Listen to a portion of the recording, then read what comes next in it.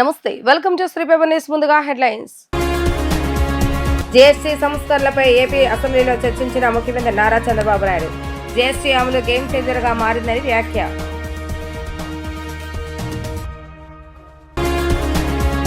ఈ నెల 30వ తేదీ వరకు ఏపీ అసెంబ్లీ సమావేశాలు నిర్ణయించిన శాసనసభ వ్యవహారాల సలహా కమిటీ.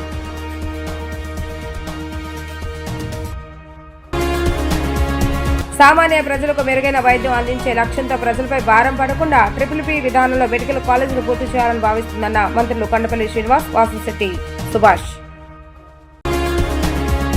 జీఎస్టీ అమలు గేమ్ చేంజర్ గా మారిందని ముఖ్యమంత్రి నారా చంద్రబాబు నాయుడు అన్నారు. డబుల్ ఇంజిన్ గ్రోత్ సాధించే దేశంగా భారత్ ఎదుగుతుంది. కొత్త పన్నులతో వినియోగం పెరిగి ఆర్థిక వ్యవస్థకు 2 లక్షల కోట్ల సమకూరుతుందని ఆయన స్పష్టం చేశారు. జీఎస్టీ సంస్కరణలపై ఏపీ అసెంబ్లీలో చర్చ సందర్భంగా సీఎం మాట్లాడుతూ జీఎస్టీ 2వ తరం సంస్కరణలు తీసుకొచ్చారు.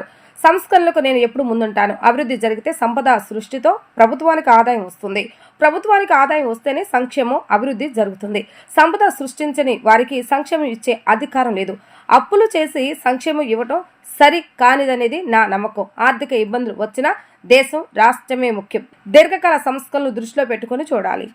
ఒక ఆర్థిక సంస్కరణలన్నా, ట్యాక్స్ రిఫార్మ్స్ అన్నా, టెక్నాలజీ రిఫార్మ్స్ అన్నా నేను ముందుంటాను. చాలాసార్లు ఒక విషయం చెప్పాను, మనందరం గుర్తుపెట్టుకోవాల్సింది, అభివృద్ధి జరిగితే సంపద సృష్టించబడుతుంది. సంపద సృష్టిస్తే ప్రభుత్వానికి ఆదాయం వస్తుంది.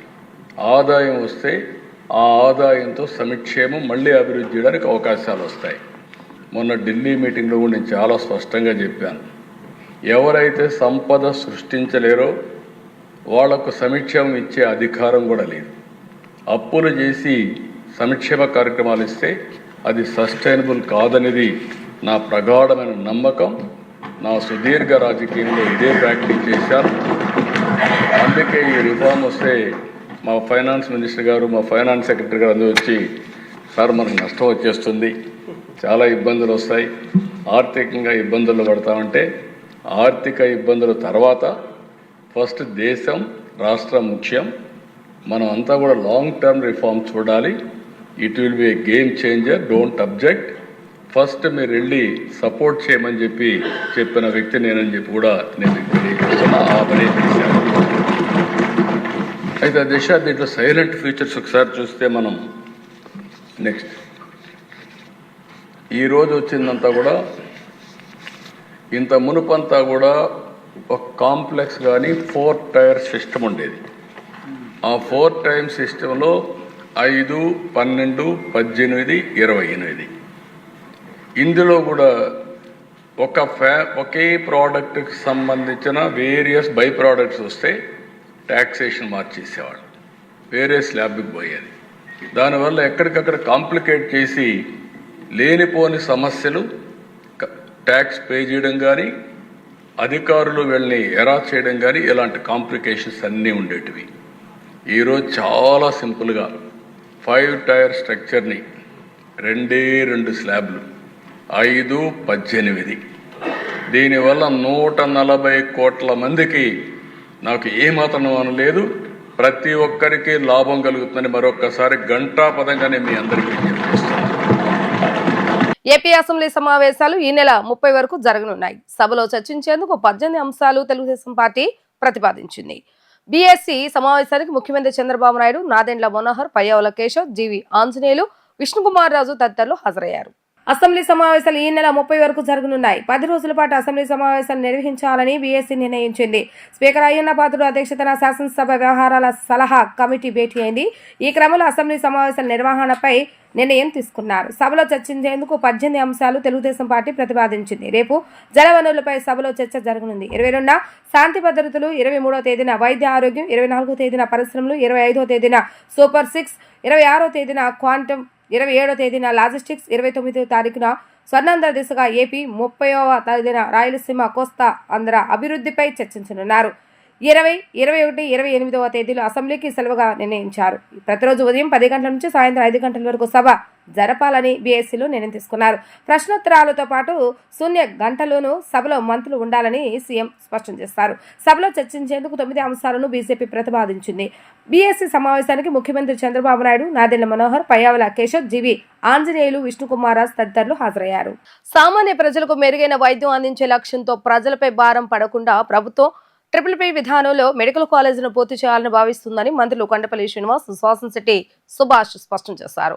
హైదరాబాద్ లో ఎయిర్పోర్ట్లను ప్రభుత్వ ప్రైవేట్ భాగస్వామ్యంతో నిర్మించారని మంత్రి శ్రీనివాస్ తెలిపారు. అయినప్పటికీ టికెట్ ధరలు పెరగలేదన్నారు. మెడికల్ కాలేజీలను ప్రైవేటీకరిస్తున్నామంటే తప్పుడు ప్రచారం చేస్తున్న జగన్ మాటలను ప్రజలు నమ్మబోరని వ్యాఖ్యానించారు.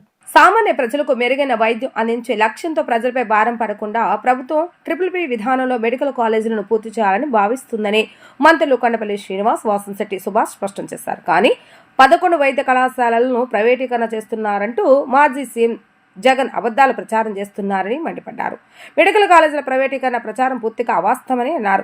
సచివాలయంలో మీడియాతో మంత్రులు మాట్లాడారు. తొలుత మంత్రి శ్రీనివాస్ మాట్లాడుతూ గత ప్రభుత్వం 17 మెడికల్ కాలేజీలను మంజూరు చేయించి కేవలం 5 కాలేజీలకు అరకొరక భవనాలు మాత్రమే నిర్మించిందన్నారు.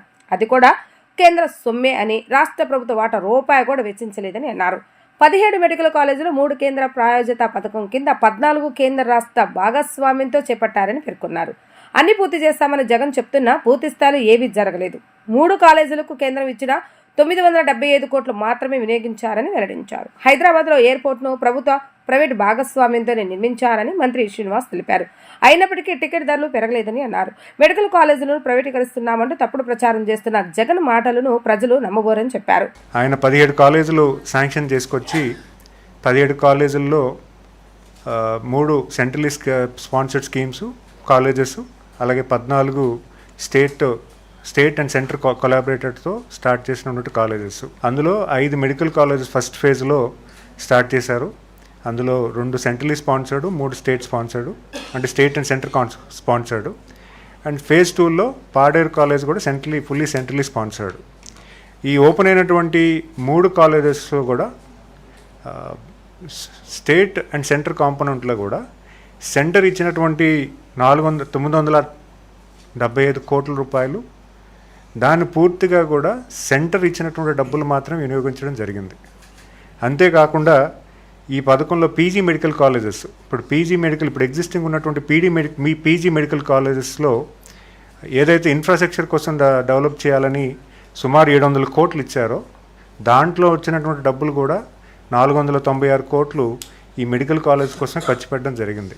మిగతా ఉన్న డబ్బుల సంగతి తర్వాత పెడితే కేవలం కేంద్ర ప్రభుత్వం ఇచ్చినటువంటి డబ్బులు మాత్రం ఇక్కడ ఖర్చు పెట్టారు, కానీ రాష్ట్రం నుంచి 1 రూపాయి కూడా ఈ కాలేజెస్ కట్టడానికి ఎటువంటి ఉపయోగం జరగలేదనే విషయాన్ని ప్రజలకు తెలియజేస్తున్నాం.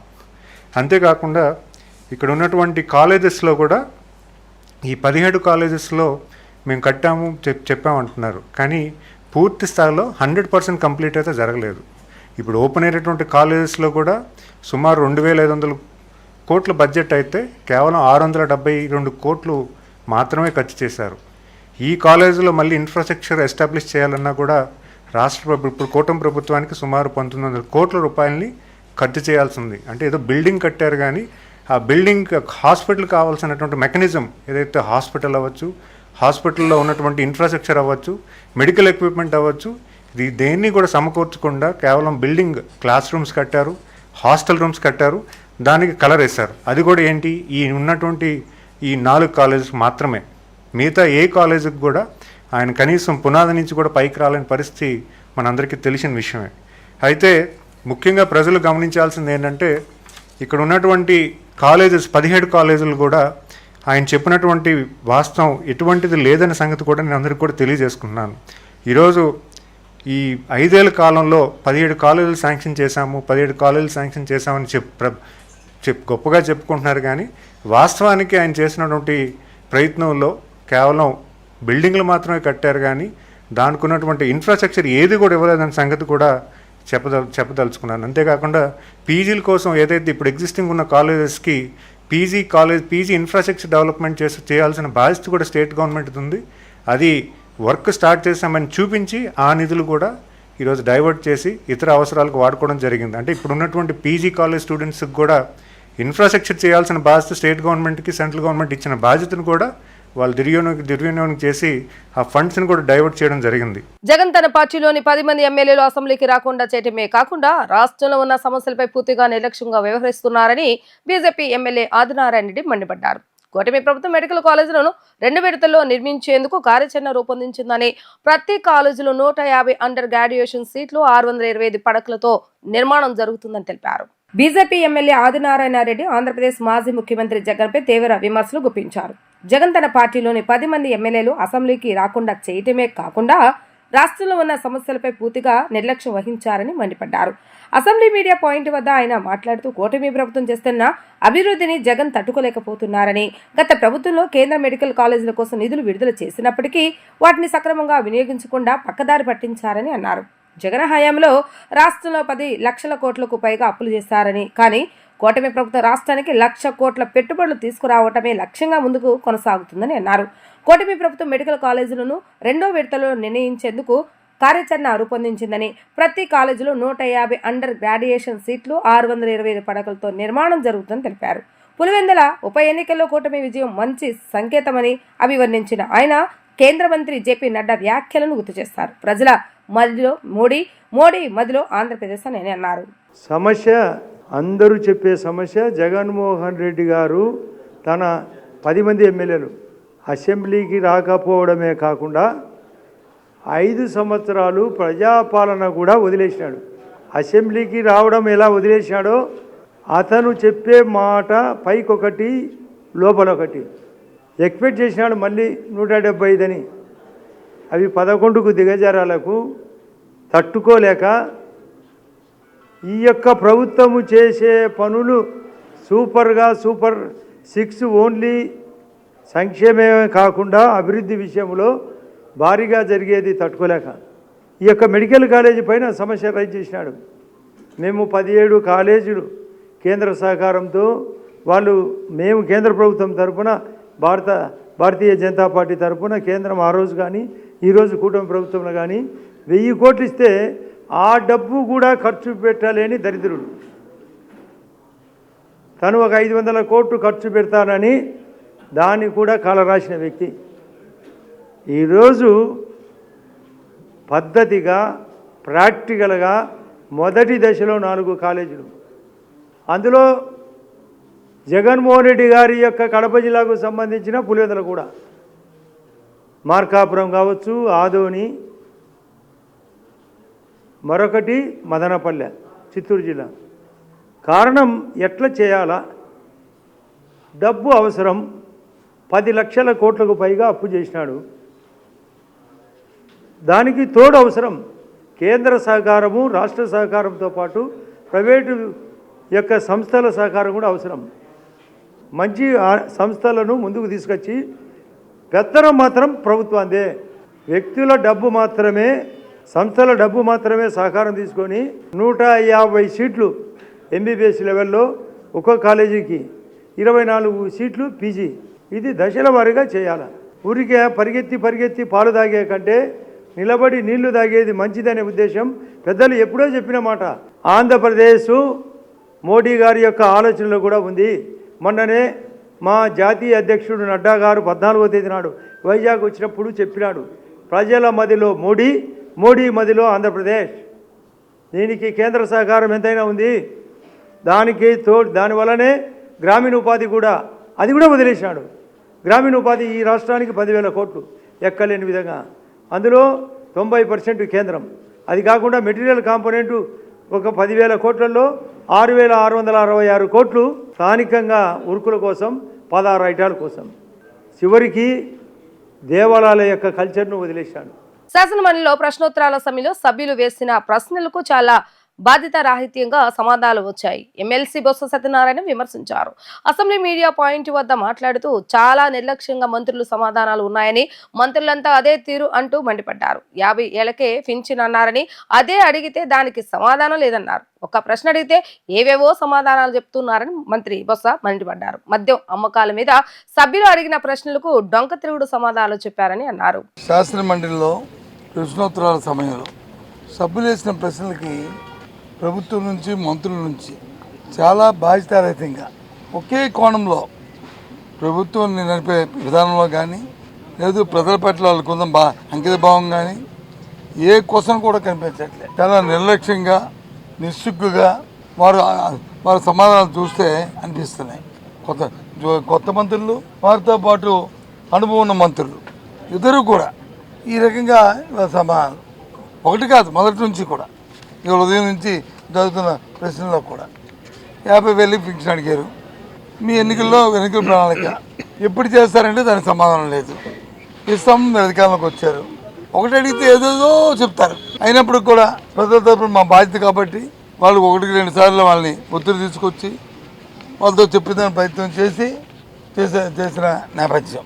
మద్యం అమ్మకాల మీద మా సభ్యులు అడిగారు, కల్తీ మద్యం రాష్ట్రంలో వస్తుంది 5 ప్రాంతాల్లో, అనకాపల్లిలో కానీ, ఏలూరులో కానీ, అమలాపురంలో కానీ, లేకపోతే అనంతపురంలో కానీ ఈ రకంగా వస్తుంది.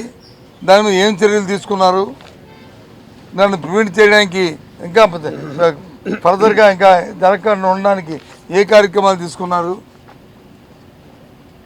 లేదు బెల్ట్ షాప్ ఇంటింటికి బెల్ట్ షాపులు వచ్చేస్తున్నాయి, తాగడానికి మంచిగా దొరకట్లేదు కానీ మద్యం ఏర్లే పారుతుంది అని చెప్పి అడిగితే దానికి దొంగ తెలుగు సమాధానం. ప్రజలు చూస్తున్నారు. మీ ద్వారా రాష్ట్ర ప్రధానికానికి దయచేసి ఆలోచన చేయండి. ఈ ప్రభుత్వం తాలూకా పనితీరు, ప్రభుత్వం తాలూకా వాళ్ళ భాష, వాళ్ళ తాలూకా భావం అనుకుందనేది. ముఖ్యమంత్రి చంద్రబాబు నాయుడు ఫ్రాన్స్ నుండి వచ్చిన ఉన్నత స్థాయి ప్రతినిధి బృందంతో కీలక సమావేశాన్ని నిర్వహించారు.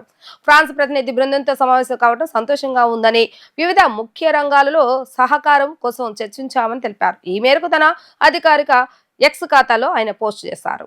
ముఖ్యమంత్రి నారా చంద్రబాబు నాయుడు ఫ్రాన్స్ నుండి వచ్చిన ఉన్నత స్థాయి ప్రతినిధి బృందంతో కీలక సమావేశాన్ని నిర్వహించారు. ఈ బృందానికి కౌన్సిల్ జనరల్ మిస్టర్ మార్క్ లామీ నాయకత్వం వహించారు.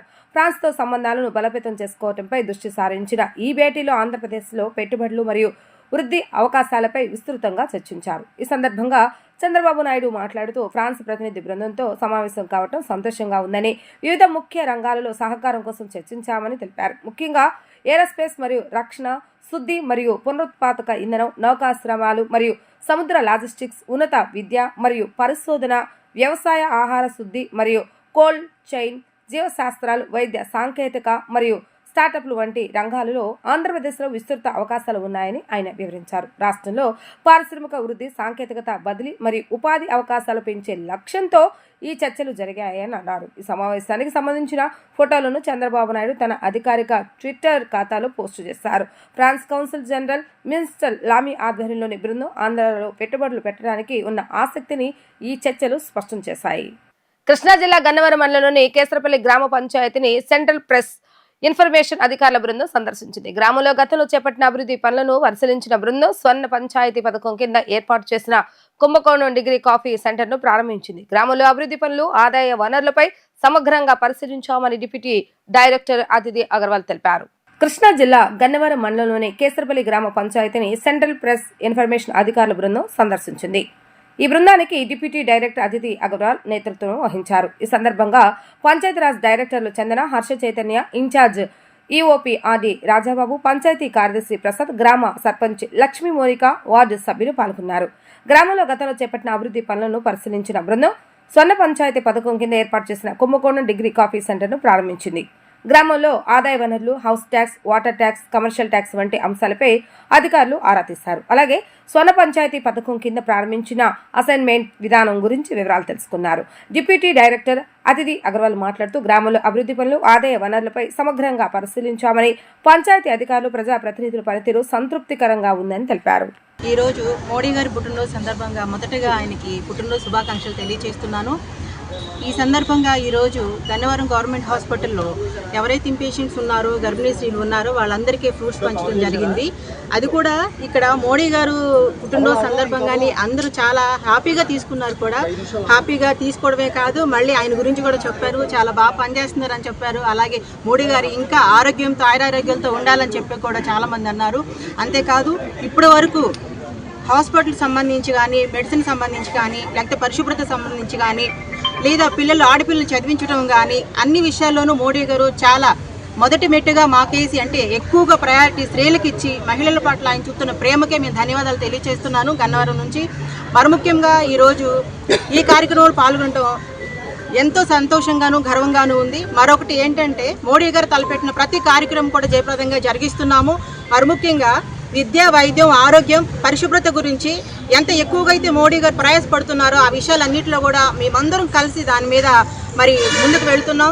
అలాగే అన్ని విషయాల్లో మాకు సపోర్టుగా ఉంటున్నారు. అలాగే మోడీ గారు ఇంకా పెట్టిన ప్రతి పథకం కూడా ముందుకు తీసుకువెళ్ళడానికి మేము కూడా సిద్ధంగా ఉన్నాం. గన్నవరం గ్రామ పంచాయతీలోని గవర్నమెంట్ హాస్పిటల్లో ఉన్న ఇన్పేషెంట్లకి, అదేవిధంగా గర్భిణీ స్త్రీలకి పళ్ళ కార్యక్రమం నిర్వహించడం జరిగిందండి. ముఖ్యంగా ఈరోజు చూసుకున్నట్లయితే మన భారతదేశ చరిత్రలో మోడీకి ముందు, మోడీ తర్వాత అన్నట్లుంది. ప్రపంచ పటాల్లో మన భారతదేశాన్ని అగ్రస్థానంలో నిలిపిన మోడీ గారికి మనందరి తరపున, గన్నవరం ప్రజలందరి తరపున ఆయన జన్మదిన శుభాకాంక్షలు. ఆయనకి మరింత ఆరోగ్యాన్ని ఇచ్చి మన ఇట్లాంటి పుట్టినరోజులు మరెన్నో జరుపుకోవాలని భగవంతుడిని ఈ గన్నవరం ప్రజల తరపున మనస్ఫూర్తిగా కోరుకుంటున్నాము. గన్నవరం గవర్నమెంట్ హాస్పిటల్లో పేషెంట్ అందరినీ బెడ్ వైజ్ దగ్గరుండి అందరికీ మోడీ గారి జన్మదిన శుభాకాంక్షలు తెలుపుతూ వాళ్ళకి ఫ్రూట్స్ పంచిపెట్టడం జరిగింది. సో మోడీ గారి బర్త్డేకి అందరూ చాలా హ్యాపీగా ఆరోగ్యంగా ఉండాలని నారీ శక్తి స్వస్థ పరివార్ ప్రోగ్రామ్కి అందరూ అటెండ్ అయ్యి మాకు హాస్పిటల్లో ఏమైనా ప్రాబ్లమ్స్ ఉంటే దాని గురించి కూడా మాట్లాడారు. సో అందరికీ ఈ బీజేపీ నాయకులు వచ్చిన శేష్ కుమార్ గారికి, వాళ్ళ టీం అందరికీ చాలా చాలా ధన్యవాదాలు. భారతదేశ చరిత్రలో ఏ ప్రభుత్వ మెడికల్ కాలేజీను ప్రైవేట్ పరం చేసే దుర్మార్గమైనటువంటి పాలన చేయలేదని నేడు కూటమి ప్రభుత్వం ముఖ్యమంత్రి నారా చంద్రబాబు నాయుడు వైద్య విధిను ప్రైవేట్ పరం చేసే విధంగా నిర్ణయాలు తీసుకోవడం చాలా దారుణమైనటువంటి అని మాజీ మంత్రులు వెల్లంపల్లి శ్రీనివాసరావు, పేర్ని నాని, విడుదల రజని, సిపిఎం రాష్ట్ర కార్యదర్శి శ్రీనివాసరావు, జై భీమ్రావ్ భారత పార్టీ వ్యవస్థాపక అధ్యక్షుడు జడ శ్రావణ్ కుమార్ కూటమి పరిపాలనపై తీవ్ర స్థాయిలో విరుచుకుపడ్డారు. పేద ప్రజలకు అందవలసిన మెడికల్ విద్యను దూరం చేసే విధంగా ముఖ్యమంత్రి చంద్రబాబు నాయుడు ప్రైవేట్ పరం చేసే జీవోను విరమించుకోవాలని, లేని పక్షంలో ఆందోళన మరింత ఉధృతం చేస్తామని హెచ్చరించారు. ప్రభుత్వ మెడికల్ కళాశాలను ప్రైవేటు పరం చేసే నిర్ణయాలను వ్యతిరేకిస్తూ కూటమి ప్రభుత్వానికి వ్యతిరేకంగా జై భీమ్రావ్ భారత్ పార్టీ వ్యవస్థాపక అధ్యక్షులు ఆధ్వర్యంలో చేపట్టిన నిరసన కార్యక్రమంలో పలు రాజకీయ పార్టీ నాయకులు, పలు కుల సంఘ నాయకులు, విద్యార్థి యోజన సంఘ నాయకులు దీక్షలో పాల్గొని మద్దతు తెలిపారు. ఈ సందర్భంగా నాయకులు మాట్లాడుతూ గత జగన్మోహన్ రెడ్డి 5 ఏళ్ల కాలంలో రాష్ట్రంలో 17 మెడికల్ కాలేజీలు తీసుకురావడం జరిగిందని, ఆ మెడికల్ కళాశాలలను అభివృద్ధి చేయవలసిన కూటమి ప్రభుత్వం పూర్తిగా వైద్య విద్యను ప్రైవేటు పరం చేసే ఆలోచన చేయడం చాలా దారుణమైన చర్య అని మండిపడ్డారు. కూటమి ప్రభుత్వం తీసుకున్న నిర్ణయాలకు వ్యతిరేకంగా ఈ నెల 19వ తేదీన వైసీపీ పార్టీ తరఫున మెడికల్ కాలేజీల వద్ద ధర్నా చేపడుతున్నామని చెప్పారు.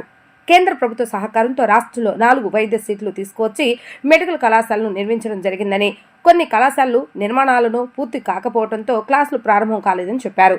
అధికారంలోకి వచ్చిన కూటమి ప్రభుత్వం ఆ నిర్మాణాలను పూర్తి చేయకుండా మెడికల్ కాలేజీలను ప్రైవేటు పరం చేయడం చాలా దారుణమని రాజకీయ పార్టీ నాయకులు ఆగ్రహాన్ని వ్యక్తం చేశారు.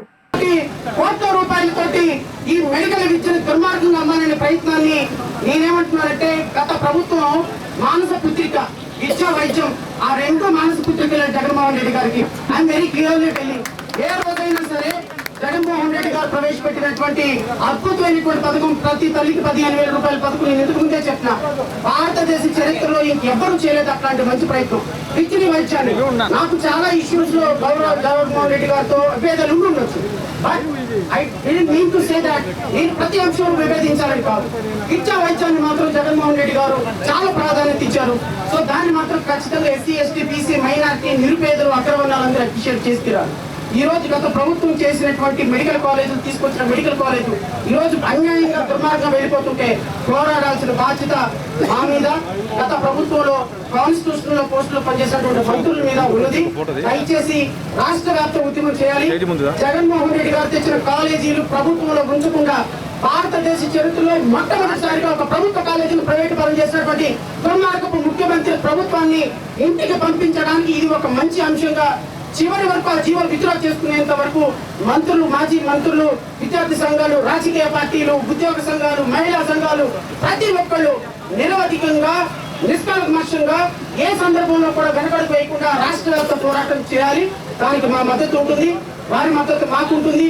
ఈ రాష్ట్రంలో జరుగుతున్నటువంటి మెడికల్ కాలేజీలు ప్రైవేటు పరం అంటే పేద విద్యార్థులకి, దళితులకి, మైనార్టీలకి బీసీ ఎస్సీ మైనార్టీ విద్యార్థులందరికీ కూడా అన్యాయం చేయడమే అని చెప్పని కూడా ఈ సందర్భంగా చెప్తా ఉన్నాం. ఎవరైనా సరే ఇందాక శ్రావణ్ కుమార్ గారు చెప్పినట్టు మా అమ్మాయి డాక్టర్ అవ్వాలి, మా అబ్బాయి డాక్టర్ అవ్వాలని ఎవరైనా కోరుకుంటే అది కలగానే మిగిలిపోయేటటువంటి పరిస్థితి ఉంది ఈరోజు ఆంధ్రప్రదేశ్లో. చంద్రబాబు నాయుడు గారు ఎప్పుడు పరిపాలన చేసినా కూడా ఏ రోజు కూడా మెడికల్ కాలేజీలు తీసుకురావాలి అని చెప్పిన ఆలోచన చేసినటువంటి వ్యక్తి కానే కాదు.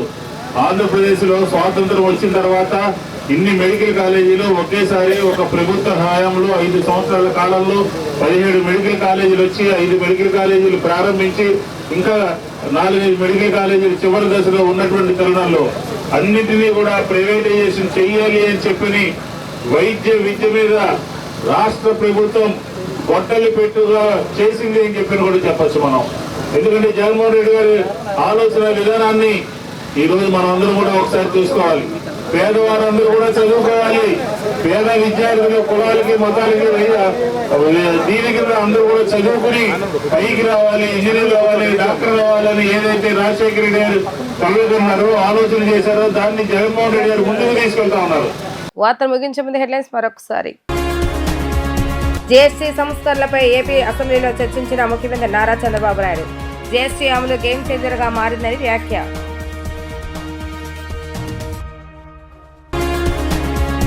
ఈ నెల 30వ తేదీ వరకు ఏపీ అసెంబ్లీ సమావేశాలు నిర్ణయించిన శాసనసభ వ్యవహారాల సలహా కమిటీ.